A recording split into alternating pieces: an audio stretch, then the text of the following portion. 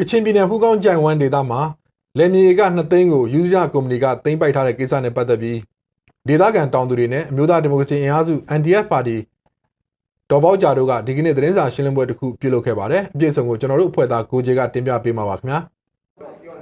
မြန်မာနိုင်ငံအနောက်မြောက်ပိုင်းဟူးကောင်းကြိုင်ဝမ်ဒေသကမြေက2သိန်းကျော်ကိုယူဇရကုမ္ပဏီကစိုက်ပျိုးရေးလှုပ်ဆောင်မှုဒေသခံတွေစီကသိမ်းယူခဲ့တဲ့အပေါ်ဒေသခံတွေကိုစားတောင်သူ9ဦးနဲ့ NDF လွှတ်တော်ကိုယ်စားလှယ်ဒေါ်ပေါက်ကြတို့က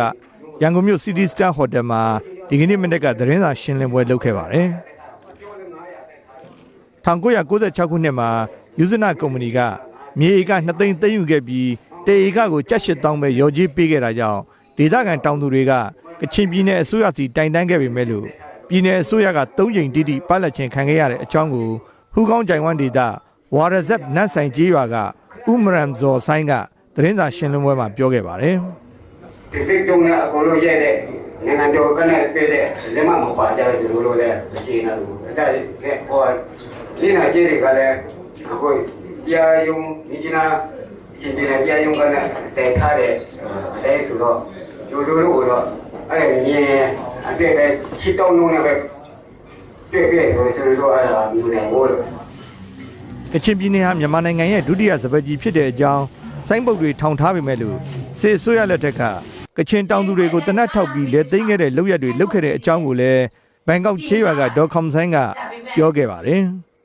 မကြပါဘူးကျမတို့စီမှာ2008ခုနှစ်မှာယူစနာကုမ္ပဏီကရောက်လာခဲ့ပါတယ်ကျမတို့ကအဲ့ဒီဆောင်ဖို့ကိုစိုင်းပုတ်တွေကိုကြည့်တဲ့ခါကျတော့အလိုရမတမဝန်လာတယ်။အော်ကျမတို့တစ်ချိန်ကြီးကနိုင်ငံတော်ကိုလှုပ်ကြွေးရမှာပဲဆိုပြီးမှဒါပေမဲ့စစ်ဆိုရဟာငံကတလားမမှန်ကန်ရတော့ဒီဆိုရအမိတ်ဆိုပြီးမှဦးပူကြီးကဘာပြောလဲဆိုရင်ကိုကျမတို့လေယာဥယျင်ယူဟာကစမင်းတို့ကမပြောင်းဝင်နေရဘူးမပြောင်းလို့ရှိရင်တရားကိုကြီးစားတဲ့တောင်းတယ်။အော်တမတော်ဆိုတာလို့ကျမတို့စစ်တပ်နဲ့မောင်းမယ်လို့ပြောတယ်ဒါပေမဲ့တမတော်ဆိုတာကျမတို့တိုင်းရင်းသားတွေကိုပြစ်ဖို့အတွက်သူတို့စီမှာကြီးစားတဲ့တတ်ပါလားလို့ကျမတို့ပြောရ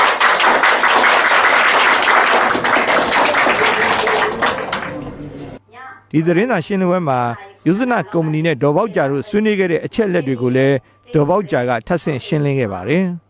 Oasis အခန်းနံပါတ်8ဦးထေပြင်းနေထိုင်တဲ့ဟိုတယ်ကြီးမှာကျမတို့ညှိနှိုင်းခဲ့ပါတယ်လွတ်တော်ကိုယ်စားလှယ်လည်းပါပါတယ်အဲ့တော့သူအနေနဲ့ဗာပြောလဲဆိုရင်ကျွန်တော်တို့ကတဲ့အားလုံးပြအောင်ပြောပြချင်ပါတယ်တဲ့ဦးထေပြင်းစပြောပါတယ်ဒီဒေသမှာဖွင့်ပြဖို့ကျွန်တော်တို့လာတာပါအဲ့တော့ဒီဒေသမှာကျွန်တော်တို့ဖွင့်ပြဖို့လုပ်တယ်ဆိုတာဘယ်သူမှမလုပ်ဘူးကျွန်တော်မလို့အမိုက်ခံပြီးလာတာပါလို့ပြောတယ်ပြီးတော့လည်းအခုဆိုရင်တရားပေါင်း900ကျော်ဆောက်ထားတယ်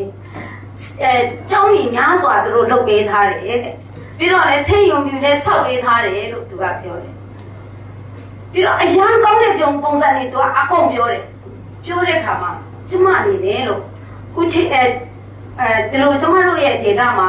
ဦးထေမြင့်ပြောတယ်လို့ဖြစ်ရင်တော့အရန်ကောင်းပါပဲဒီကနေ့သတင်းစာရှင်းလင်းပွဲကိုစိုက်ပျိုးမြေအသိမ်းခံခဲ့ရတဲ့ဒေသခံလယ်သမား20ကျော်တက်ရောက်ခဲ့ပြီးအဲ့ဒီထဲက9ဦးကသူတို့ရင်ဆိုင်ခဲ့ရတဲ့အခြေအနေတွေကိုရှင်းလင်းတင်ပြခဲ့ပါတယ်လမ်းပြချက်ရှင်းနေဦးအေးမြင့်ကလည်းလယ်သိမ်းခံလယ်သမားတွေအတွက်ဥပဒေဘက်ကအကူအညီပေးမယ်အကြောင်းပြောဆိုဆွေးနွေးခဲ့ပါတယ်ခင်ဗျာ